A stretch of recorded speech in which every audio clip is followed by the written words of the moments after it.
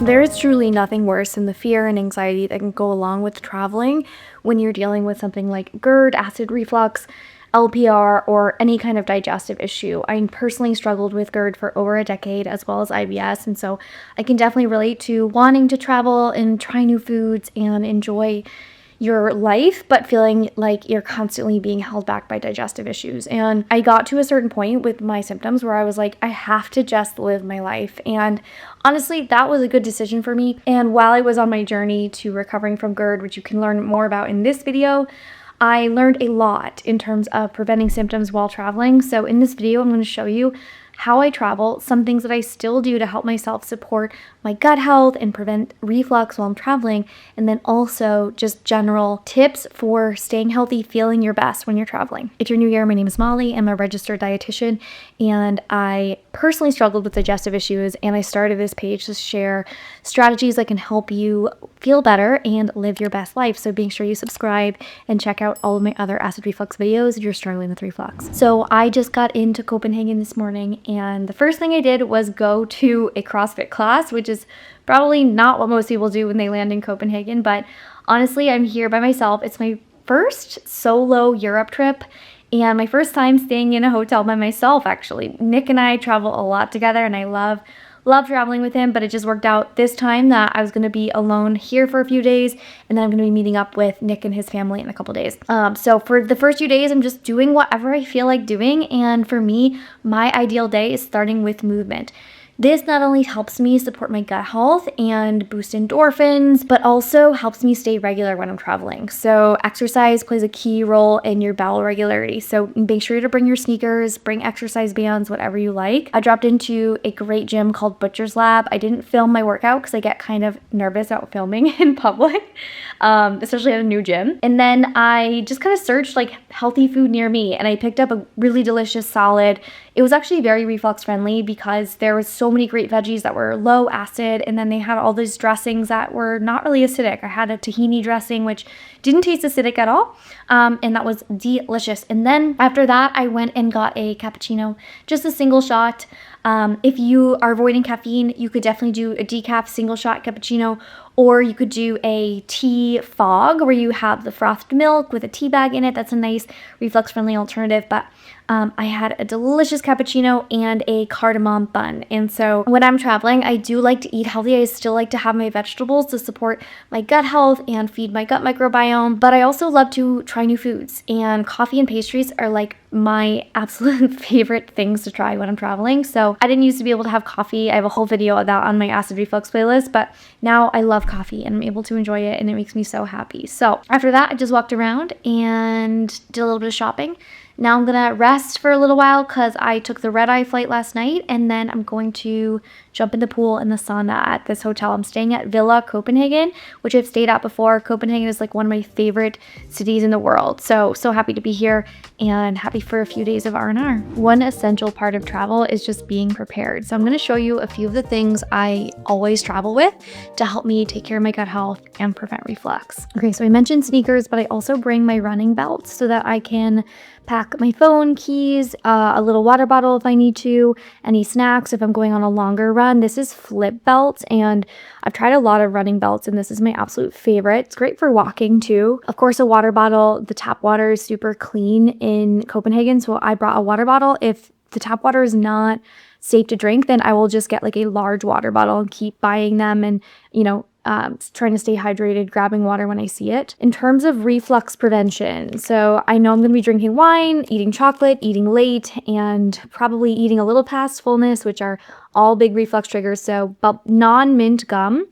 Non-mint gum, okay guys, I know this has dyes, I know this has aspartame. You guys are going to comment and judge me, but there's research on this. Chewing non-mint gum can actually help you prevent reflux. When you chew bubble gum, your saliva is produced, and your saliva has bicarbonate in it. It's very basic, and that can help neutralize any acidic reflux you're having. So really helpful in that sense. Also, anything basic will deactivate pepsin. So if you have laryngopharyngeal reflux, a type of reflux where your tissues now have pepsin in them, and that's driving a lot of the throat soreness, voice changes, feeling like something is stuck in your throat, postnasal drip, gum can help deactivate pepsin in the throat. So this is a nice thing to have just as a rescue. And also that I feel like the continued swallow can help if you struggle with regurgitation. So a nice thing to have when you're traveling for sure.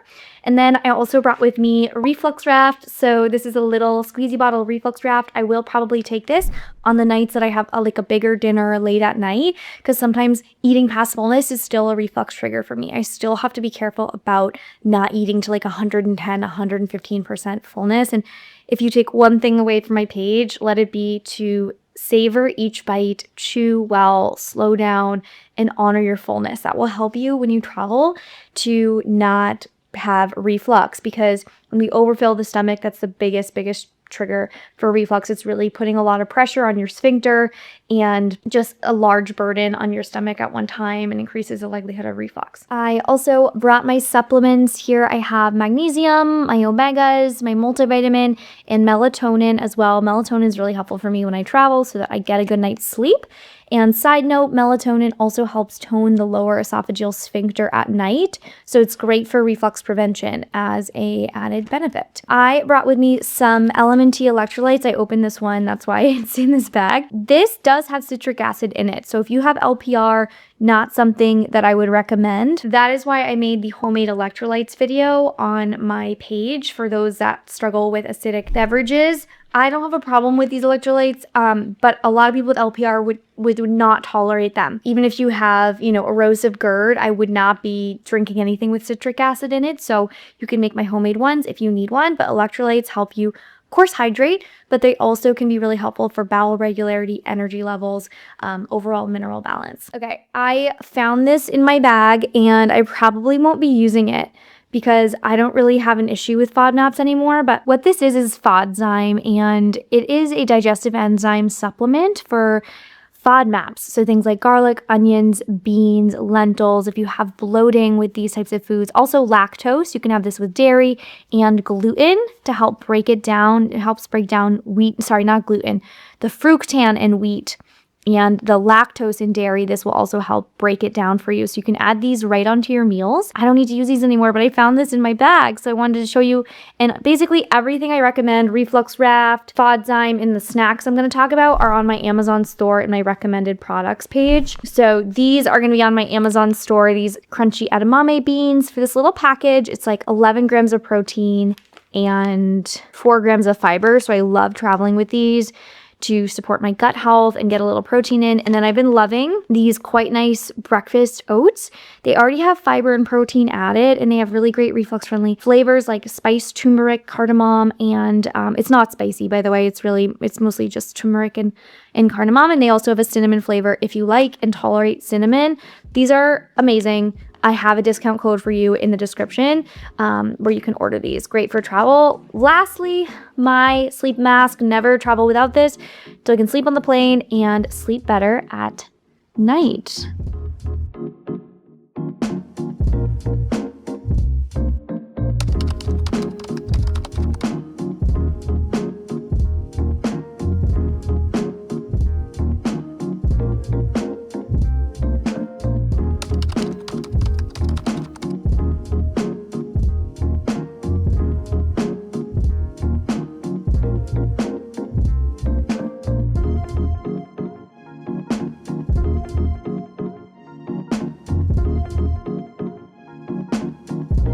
Good morning, friends. It is 7:30 and I signed up for a berries class in Copenhagen. It's like a 5-minute walk from where I'm staying now.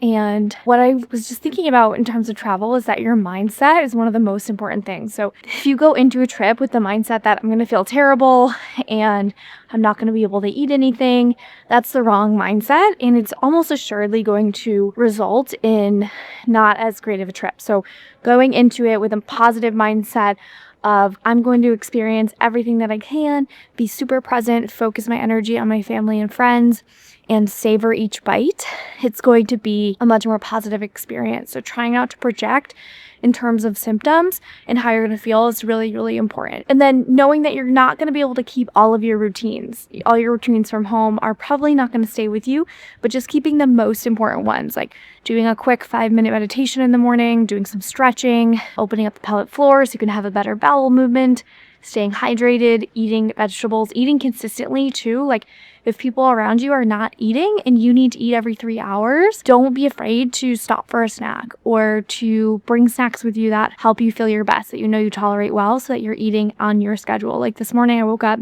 at maybe 6 a.m., did some stretching. Nobody was awake yet, which was totally fine. And so did a little bit of a stretch and a meditation and had some oatmeal. I had one of my quite nice oatmeal packets, and it's totally okay to do what works best for you and eat when you need to eat. Like smaller frequent meals definitely work better for me.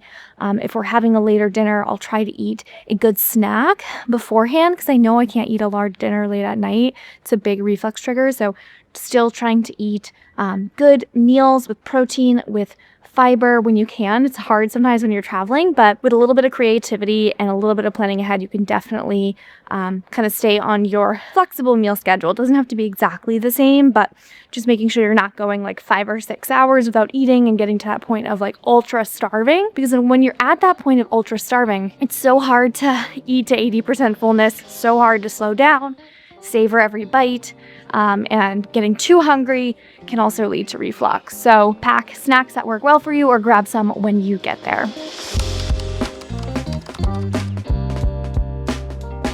Just got a little vanilla PB smoothie and was kind of thinking about reflux friendly options when you're dining out. I do have that full guide down below in the description for you, but in general, I think it's a safe bet to try to look for like a protein-based entree and never be afraid to let them know kind of what your dietary restrictions are as well. So if you have allergies, or letting them know, you know, I can't have garlic. Most places are really, really kind about that these days because a lot of people have allergies and intolerances. So not being afraid to advocate for what you need. And then if there's something that you want to try on the menu that is a reflux trigger, like say you're in Italy and you want to try some pasta, having a couple bites, you know, a couple bites is really different than eating the entire entree. So you may be able to order something that you think works well for you and then get something yummy and different to share so you can still enjoy that experience. This is totally deja vu, guys, because in my last Copenhagen vlog, I filmed my outro in my robe in this very similar hotel room. So I have crazy deja vu. But anyway, thanks for coming along with me to this trip. I hope this video was valuable to you, and I hope you learned some insights that you can take with you on your next trip. And I hope it inspires you to also take the trip. You know, with reflux, it's really common that we isolate ourselves and we say no and we miss out. And that actually ends up making our world smaller, and it can actually further dysregulate our nervous system if we're isolated. So I hope this inspires you to say yes and go for it. And I hope you have the best time. If you haven't yet subscribed, be sure to like and subscribe this video. Don't forget to get my free travel guide down below in the description of this video. I have a free reflux-friendly travel guide to help support you with dining options, common things you can find out and about that you can eat that's reflux-friendly, and also tons of tips and a summary of the tips from this video. So don't forget to grab that in the description down below, and I'll see you in the next video.